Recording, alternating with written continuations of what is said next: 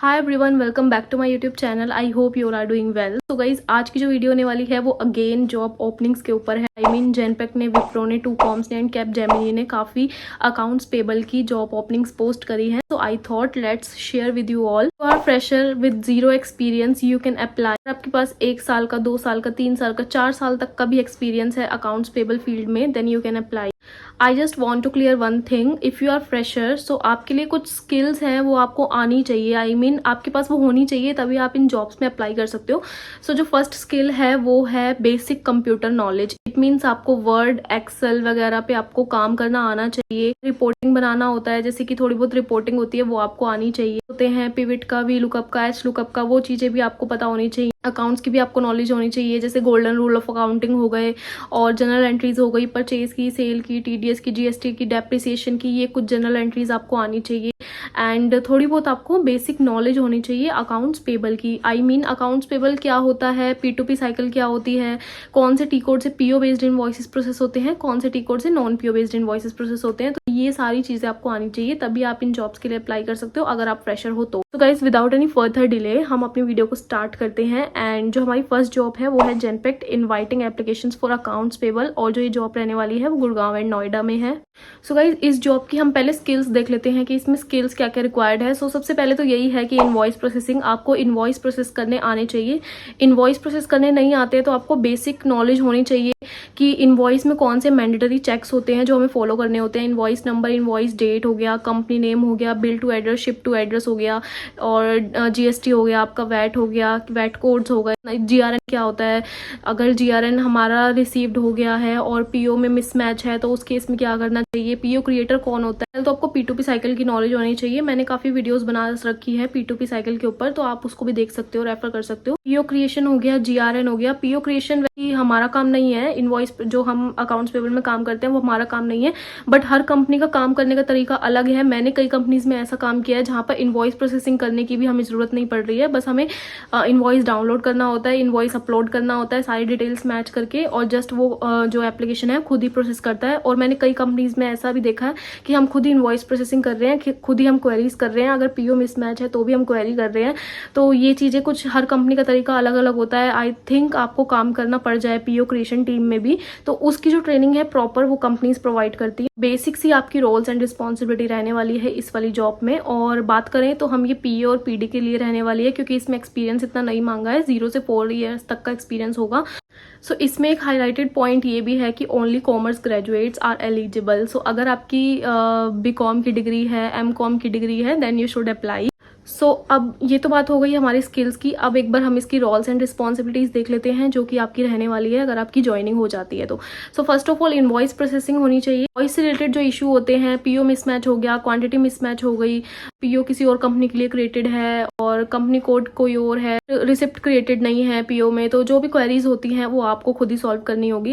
2 way match and 3 way match. सो आपको processing करते time 2 way match और 3 वे मैच का भी ध्यान रखना होगा। मतलब price and quantity purchase order से मैच होनी चाहिए, price and quantity purchase order के साथ साथ जीआरएन से भी मैच होनी चाहिए। So experience in PO and non PO, experience in invoice auditing and payment processing. Invoice auditing in the sense, जैसे कोई हमारी कंपनी में फ्रेशर ज्वाइन करता है और उसने 10 इनवॉइसेस प्रोसेस करे हैं, तो जो सीनियर्स होते हैं हमारे, जैसे कि जिसको 2 या 3 साल हो गए हैं कंपनी में, तो वो हमारी QC करते हैं, क्वालिटी चेक करते हैं कि हमने सही प्रोसेस करे हैं या नहीं करे, तो इनवॉइस ऑडिटिंग उसे कहते हैं। तो इनवॉइस ऑडिटिंग की भी आपको नॉलेज होनी चाहिए।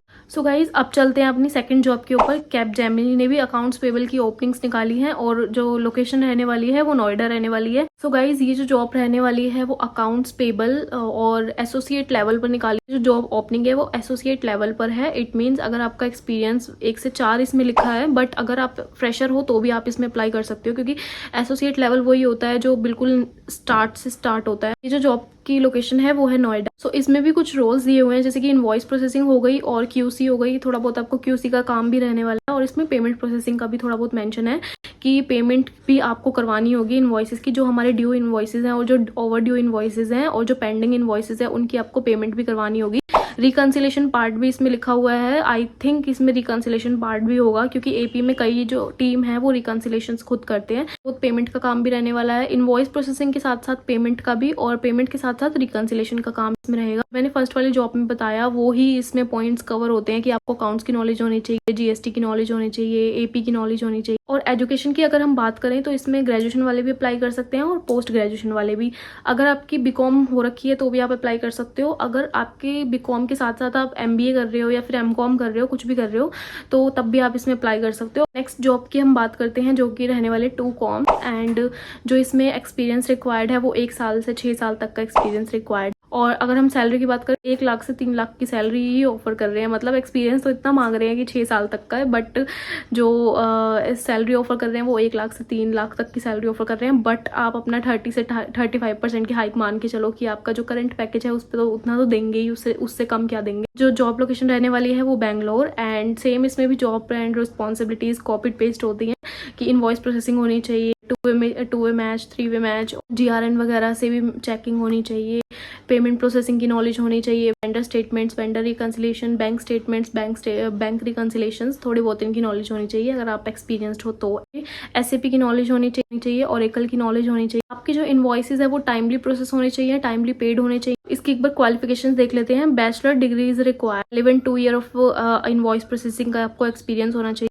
Openness to working in night shift, it means इससे पता चलता है कि जो आपकी शिफ्ट रहने वाली है वो नाइट शिफ्ट रहने वाली है। इसमें लिख रहा है कि सैलरी जो है वो 36,000 होगी, और ESI आपका और PF इसी में इंक्लूडेड है। कैब फैसिलिटी आपको मिलेगी, बोथ साइड कैब फैसिलिटी है, और chance to work in a reputation firm. तो आपको एक चांस मिलेगा कि आप रेपुटेटेड कंपनी के साथ काम कर रहे हैं विप्रो में, और यहाँ पर भी अकाउंट्स पेबल एग्जीक्यूटिव की जॉब ओपनिंग्स है। और जो इसमें एक्सपीरियंस रिक्वायर्ड है वो 2 साल से 5 साल तक का इसमें एक्सपीरियंस रिक्वायर्ड है। सैलरी वैसे इसमें नॉट डिस्क्लोज्ड है, बट वही अपनी 30 से 35% की हाइक आप मान के चलो। जॉब लोकेशन रहने वाली है वो भी बैंगलोर की है। इसमें जो आपकी शिफ्ट रहने वाली है वो नाइट शिफ्ट होगी। इसकी जो रोल्स एंड रिस्पॉन्सिबिलिटी है वो है इनवॉइस प्रोसेसिंग है, पेमेंट प्रोसेसिंग है, रिकन्सिलेशंस है, बैंक स्टेटमेंट है, और वेंडर क्वेरीज हैं। और इसमें जो एक पॉइंट है वो भी लिखा हुआ है कि टैक्सेशन की भी आपको नॉलेज होनी चाहिए, WST एंड TDS की भी आपको थोड़ी बहुत नॉलेज होनी चाहिए। अगर आपको नहीं पता तो आप गूगल कर लेना कि WST क्या होता है और TDS क्या होता है। मैं इस वीडियो में इन पॉइंट्स को डिस्कस नहीं करूंगी, इसके लिए मैं एक सेपरेट वीडियो बना दूंगी अगर आप कमेंट करोगे तो। कंप्लीट डेली वर्क जो भी आपको एलोकेशन होगी, मतलब एक दिन में आपको अगर 50 इनवॉइसेज मिलते हैं तो आपको 50 के 50 एक दिन में प्रोसेस करने होंगे। अगर आपको 60 या 70 इनवॉइसेज मिलते हैं तो वो भी आपको एक दिन में प्रोसेस करने होंगे, depends on your volume. Vendor invoice processing for all currencies and locations, it means कई इनवॉइसेज ऐसे होते हैं जो हमारे पास यूरो करेंसी में आते हैं, कई इनवॉइसेज होते हैं USD में आते हैं, तो उनका भी ट्रीटमेंट आपको पता होना चाहिए। इनवॉइस पे लिखा है यूरो तो वो यूरो में ही प्रोसेस होना चाहिए। इसमें जो सारे पॉइंट्स लिखे होते हैं इन सब की आपको ट्रेनिंग देगा जो भी आपका ट्रेनर होगा, और जो ट्रेनिंग होती है वो 2 से 3 महीने की होती है, जैसे मैंने पिछली वीडियो में भी बताया था। रहने वाली है वो परमानेंट है, फुल टाइम है, and any graduate, any post graduate degree आप अप्लाई कर सकते हो। सो गाइज ये थी हमारी तीनों जॉब। इन तीनों जॉब्स का जो लिंक है वो आपको डिस्क्रिप्शन में मिल जाएगा। इन तीनों जॉब से रिलेटेड आपको कुछ भी क्वेरीज हैं, कुछ भी डाउट्स हैं अप्लाई करने से रिलेटेड, तो आप मुझे कमेंट्स में बताना, मैं वो जरूर पिक करूंगी। और नेक्स्ट वीडियो आपको कौन से टॉपिक पर चाहिए, जॉब ओपनिंग्स पर चाहिए, अकाउंट्स पेबल के ऊपर चाहिए, तो आप कमेंट कर देना, मैं उस पर जरूर वीडियो बनाऊंगी। सो गाइस मिलते हैं आपसे नेक्स्ट वीडियो में, तब तक के लिए bye bye, take care and best of luck for your future.